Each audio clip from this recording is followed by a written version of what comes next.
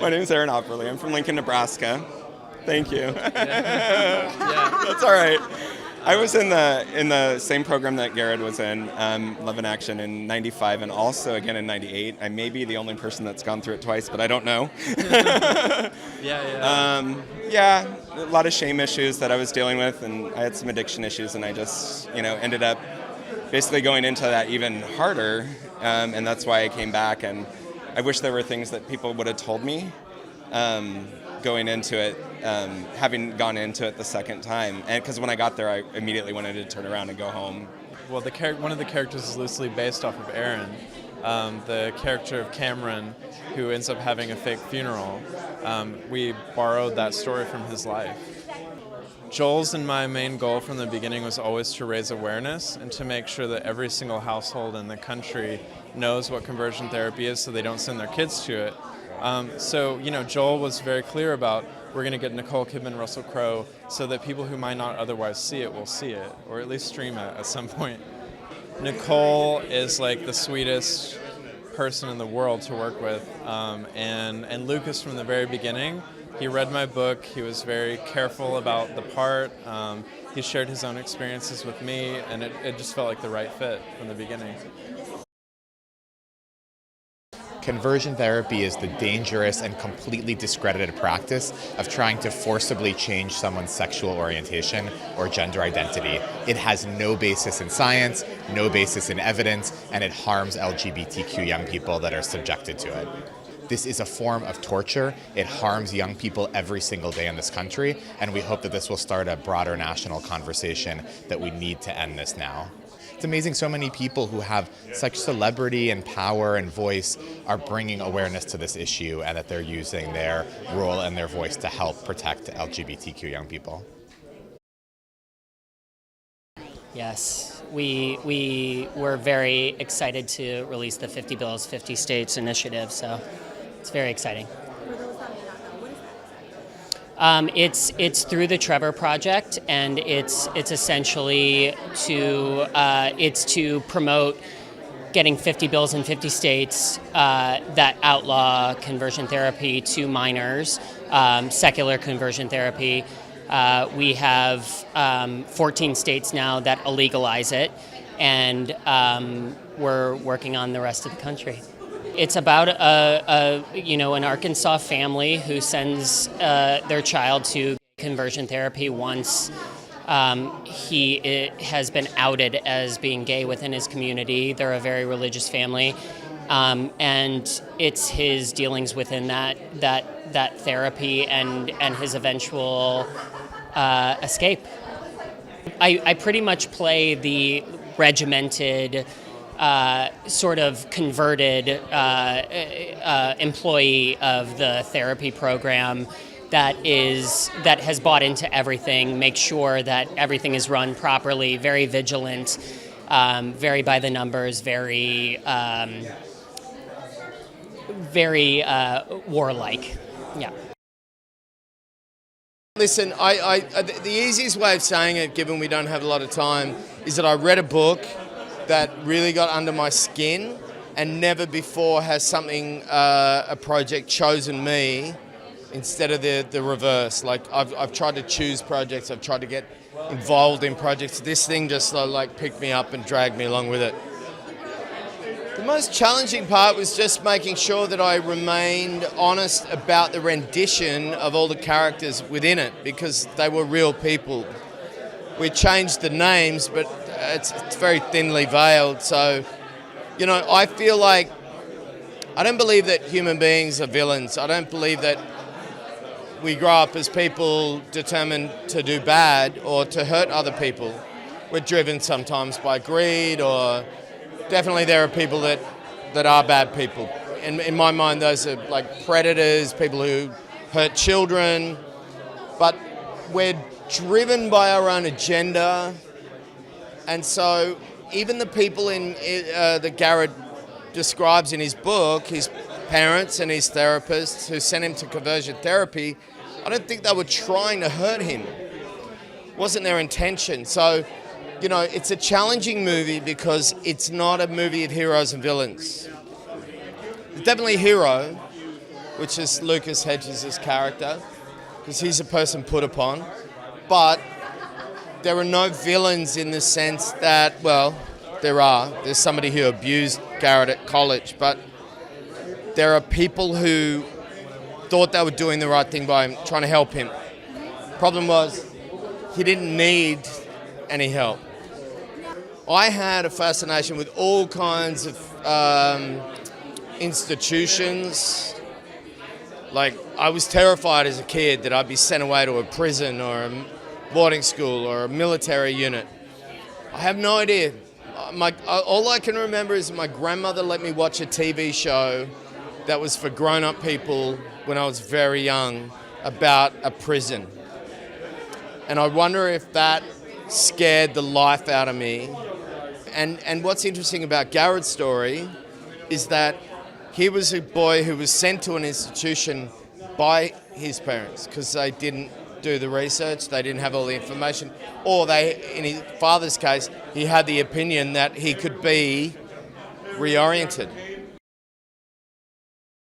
Well, I read the book and really fell in love with Garrard's voice and his thoughts and what he had, his experience of being ashamed about something that he believed to be fundamentally true about himself. And when I met him, we really hit it off, and I felt like it was a great opportunity for me to, play a character that I could go deeper in this than I felt like I could have on anything before, and for something that I really believed in too, and I wanted to work with Joel as well. Yeah. So I play Jared Ames, who's based on Garrard Conley, and I'm sort of a smart. I love to read, like to write, and I get outed. I get sexually assaulted by my friend, or my character gets sexually assaulted by my friend in college, and get outed as gay to my parents, and am given an ultimatum that if my character doesn't go to this program, then there's no way I can live in the house with them. So I choose to go, and the movie ensues. Yeah. I would say just I really wanted to do justice to his story, and for the most part, it was dealing with the fact that I really all the feelings about not wanting to let him down, and all the self-doubt. But specifically to the project, I think my character doesn't speak very much, so it's a lot of it is telling a story through just listening and reacting. It's something that was very foreign to me. I think that I thought that the best way to work on this project would be to put myself into a really terrified mindset, and so that I could, because I think the character was really terrified. But I found that whenever I tried to work at it from that angle, it didn't. Something didn't really wasn't really clicking. And when Joel would direct me, I always felt like he was directing me from a place of trusting me, and in offering me a kind of, he was loving me in a way, and I think that basically what I'm trying to say is that I found that it's a more valuable place to work from a place of love than fear, I guess. I play a Southern Baptist preacher whose son comes out to him, and he takes advice from the senior members of his church and follows that advice. It's a beautiful script, really well written. And I also really like Joel's first film, and I've watched him for many years as an actor as well, and it was just the right thing to do, And the opportunity to work with Nicole Kidman, who I've known since she was a teenager, but have never worked with, so that was fabulous. And that comfortable vibe that we had all together on the set was just really nice. It was good. Well, see, it's kind of a slightly difficult situation for me because my character in the film has an opposing character to the thrust of the story. So I went and met the actual man that I played and spent some time in his company and went to one of his services because he's an actual minister. And I felt that I got very close to him very quickly. He's a very warm man, and really, the thing that exists in the center of that guy is love, So he may have made decisions that we view in a certain way, but he was making them with the absolute right intentions from his perspective. So I'm a survivor of conversion therapy, this horrible, dangerous, discredited idea that you can change someone's sexual orientation and gender identity. And I now lead the world's largest campaign working to end conversion therapy called the 50 Bills, 50 States campaign at the Trevor Project. So it's this really amazing opportunity to kind of see the stories of survivors like myself on the big screen and know that we're not alone anymore, that there's a lot of people who are out there making sure that we are represented. It's a really great moment. I know a lot of people are wondering how they can take action against the administration planning to remove transgender and non-binary lives out of federal law, out of existence in federal law. And so we're here to try to encourage people to get involved, whether it's to, donate to Trans Lifeline, because there are a lot of trans lives in need of support right now, right, Sam? Do you want to say a little bit about that as Absolutely. well? I mean, what we're here celebrating tonight, and it's well worth celebrating, is a movie about what happens when an ideology is put on kids, on youth, as a means of advancing an agenda of hate. What we saw yesterday was the same thing from the Trump administration, and in the last 24 hours, our call volume at the Trans Lifeline hotline has doubled. We are seeing the real-life effects of what happens when we talk about the basic dignity and rights of people as though they're political pawns.